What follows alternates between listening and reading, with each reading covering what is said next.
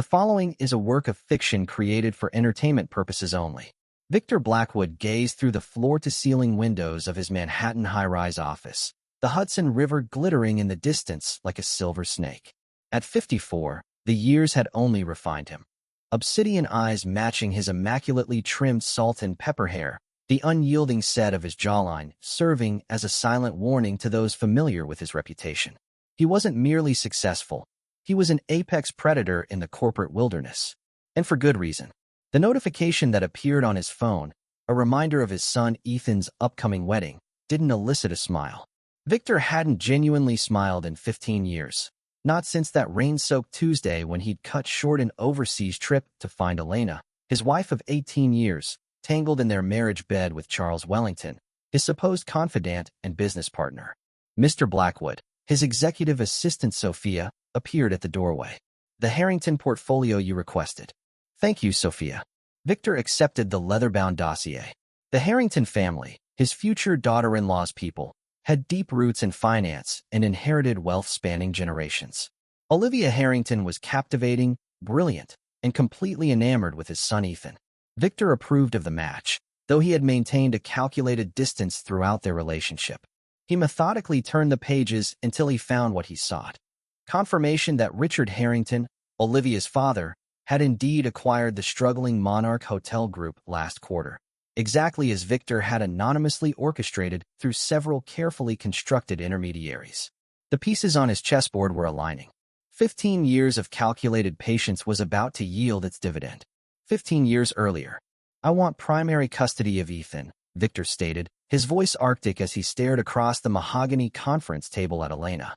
Her attorney smirked. "That's hardly reasonable. Charles's name shouldn't even be mentioned in these proceedings," Victor interrupted sharply. "I'm discussing my son's future with his mother." Elena's exquisite features contorted with derision. "You think you can intimidate me? I know you, Victor. You're nothing without me. Ethan needs a mother, not some workaholic who'll shuffle him between nannies." Victor's gaze remained unwaveringly fixed on hers. "I built an empire from dust. You were answering phones when I met you. Don't mistake my devotion for dependency." "Devotion?" She laughed, the sound brittle as thin ice. "You never loved me. You acquired me. Like another trophy in your collection. Charles actually sees me. Is that the narrative you've constructed to ease your conscience?" Her attorney intervened. "Mrs. Blackwood has extensive documentation of your prolonged absences." "It's fine, Gregory." Elena cut him off, leaning forward. "Let me make this perfectly clear, Victor. You'll pay what I'm entitled to, or everyone will learn how the great Victor Blackwood couldn't fulfill his wife's needs." Victor rose, fastening his suit jacket with deliberate precision. "You can have the Tribeca penthouse, the Hamptons estate, any reasonable settlement. Ethan remains with me during the academic year." He paused at the threshold. "And Elena, enjoy your time with Charles. I'm sure his recent investments will maintain their impressive trajectory." Something in his inflection caused her to pale slightly. 2 months later, Charles Wellington's investment firm imploded under federal investigation. He escaped indictment.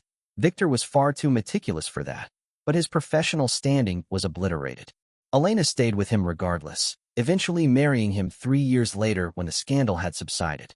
By then, Charles had rebuilt with fresh investors, one of whom was a silent partner suggested by a mutual associate. That partner was controlled by Victor through an intricate network of shell corporations. Present day, Victor's phone illuminated with Ethan's name. "Dad." His son's voice was animated with excitement. "Olivia's parents want to host the rehearsal dinner at their estate in Greenwich. They specifically requested your attendance. Apparently, her father's intrigued by potential business connections." "I'd be delighted," Victor replied, his tone warming perceptibly. He genuinely treasured his son, the only person capable of awakening his humanity. "Great. There's just one thing." Ethan hesitated. "Mom and Charles will be there too. She's been difficult about the wedding seating arrangements. I'm hoping we can all maintain civility for the occasion." "Of course we can be civil for your sake," Victor responded smoothly. After ending the call, Victor opened his encrypted laptop and navigated to a folder labeled Polaris. Inside were hundreds of meticulously organized files documenting every aspect of Charles and Elena's lives for 15 years. Their financial dealings, their private indiscretions, their vulnerabilities, and at the nexus of it all, the Monarch Hotel chain, where Ethan and Olivia's wedding would take place. The same hotel chain is now owned by the bride's father, thanks to Victor's invisible machinations. He pressed his intercom. Sophia, contact Julian. Tell him Phase 1 commences tonight. Julian Mercer had been a troubled foster system runaway when Victor discovered him 17 years ago. Now he was Victor's security chief, loyal beyond question and possessing talents that operated in nebulous legal territories. He was the sole individual alive who comprehended the full scope of Victor's design. Victor closed the laptop. Vengeance, like fine bourbon, demanded patience. And he had been excruciatingly patient.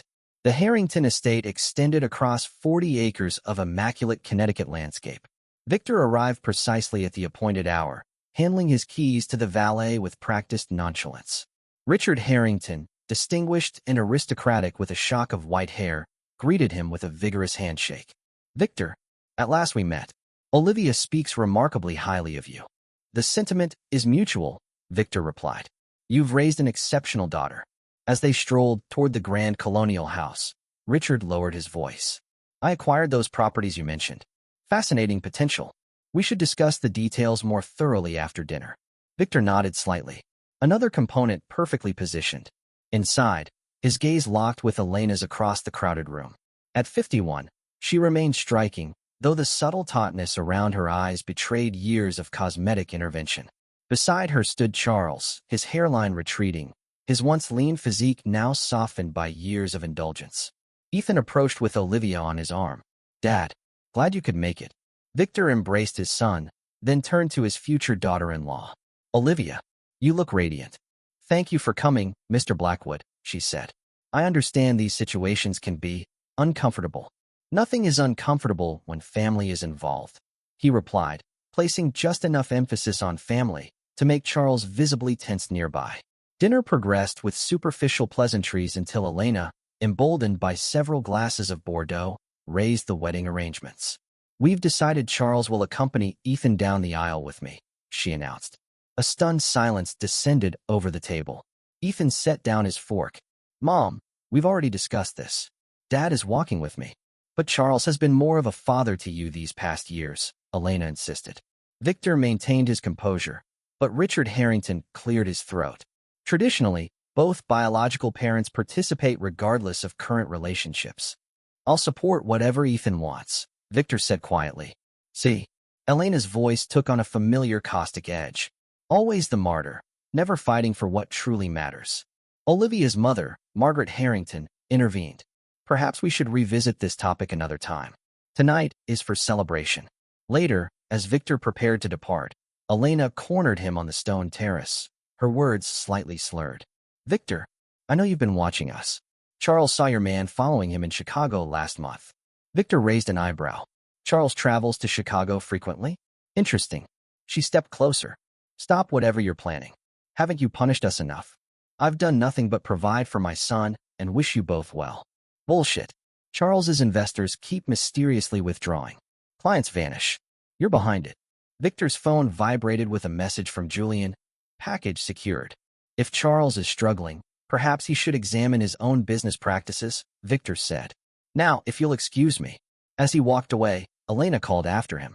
I'll make sure you're not welcome at that wedding, Victor. I swear it. Victor didn't turn, but permitted himself the slightest of smiles. 3 weeks before the wedding, Charles Wellington paced Victor's office, perspiration beading on his forehead. You've got to help me, he pleaded. The Harrington investment has collapsed. I'll lose everything. Victor studied the man who had stolen his wife. Why would I help you? Because it affects Ethan.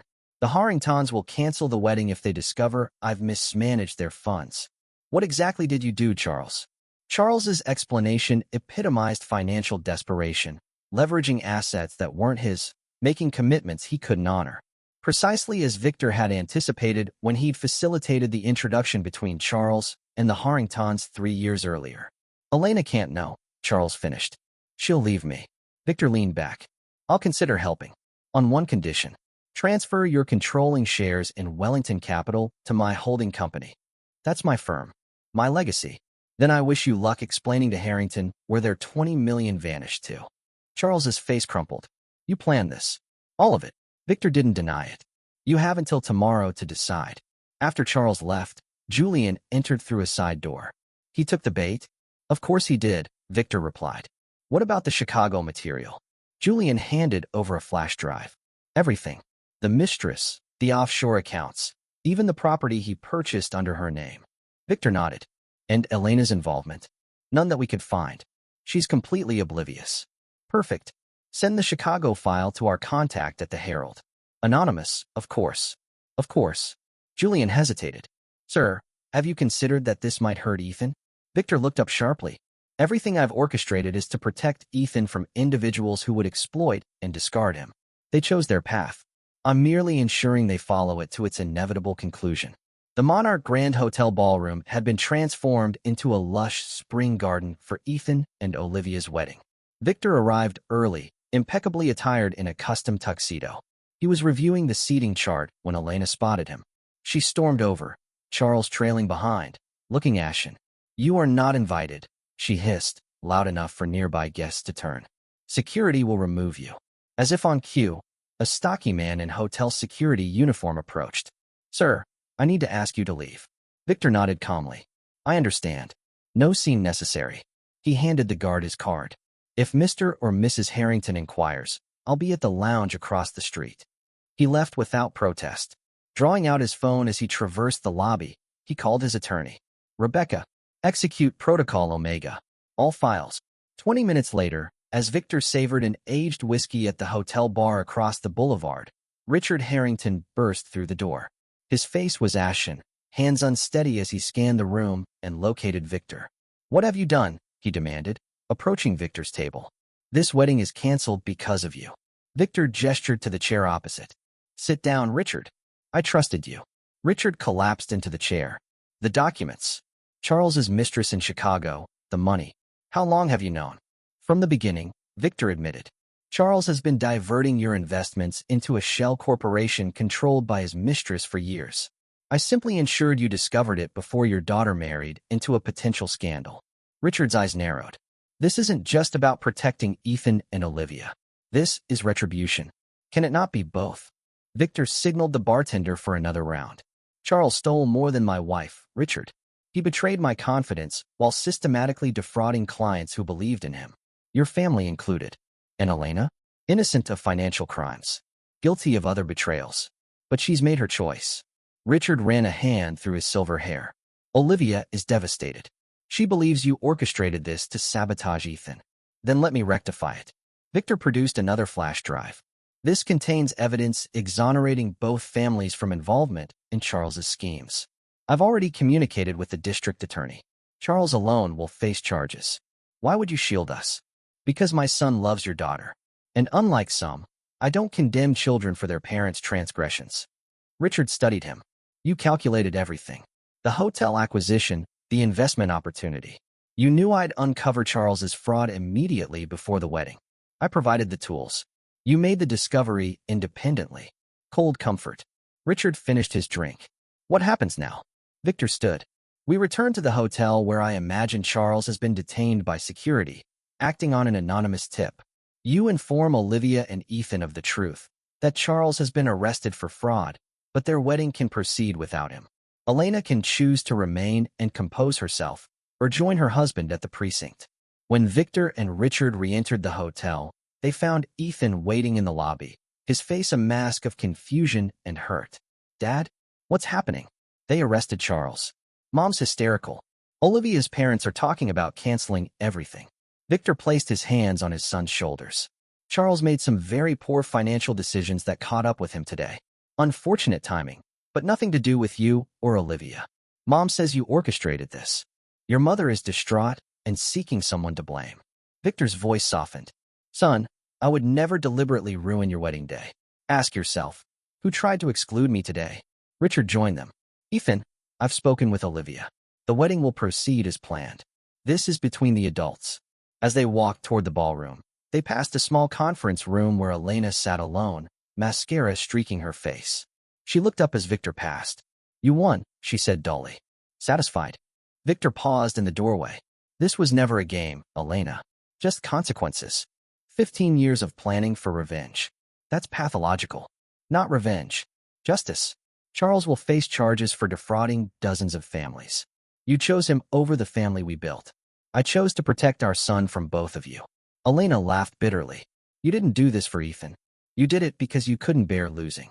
"Perhaps," Victor conceded. "But consider this.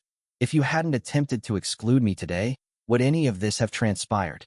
He left her with that thought, rejoining Ethan and the Harringtons.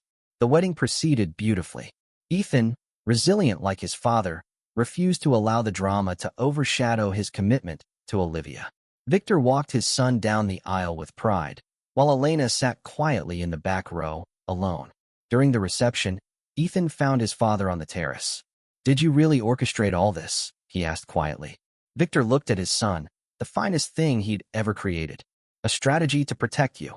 Always. The timing was regrettable. Mom says you're merciless, that you never forgave her. Some betrayals can't be forgiven, only endured." Victor turned to face his son fully. "I won't apologize for who I am, Ethan. But know this. Everything I've done, every move I've made, began and ended with ensuring your happiness and security." Ethan was silent for a long moment. "Charles is going to prison, isn't he?" "Yes. And your mother will divorce him if she's wise." "Will she be okay? Financially, I mean." Victor nodded. "I've arranged a trust. She'll never know it came from me." Ethan smiled slightly. "Still looking after her, after everything." "Not for her. For you." Victor placed a hand on his son's shoulder. "Now go dance with your bride. This is your day, not ours." As Ethan rejoined the celebration, Julian appeared at Victor's side. "It's done, sir. Wellington has been processed. The evidence is overwhelming and the offshore accounts frozen. His mistress attempted to flee the country, but was intercepted." Victor nodded. "Ensure Elena receives those divorce papers we prepared, and the evidence of Charles's infidelity. A parting gift." "A final lesson," Victor corrected. "Some might call me unforgiving. I prefer to consider maintaining standards." In the ballroom below, Victor watched as Ethan and Olivia shared their first dance, their faces illuminated with joy. Richard Harrington raised his glass in Victor's direction, a silent acknowledgement between men who understood power and its applications. Elena caught his eye from across the room. For a moment, something passed between them. Not forgiveness, not reconciliation, but recognition. She nodded once, then turned away. Victor Blackwood didn't smile, but for the first time in 15 years, he felt the weight lift slightly from his shoulders. The game was finished. Justice, cold and perfect, had been served. He had lost a wife, but preserved a son. He had destroyed his enemies without compromising his principles, and he had done it all while following his own immutable code. Never forgive, never forget, never fail. Some called it ruthlessness. Victor called it living on his own terms.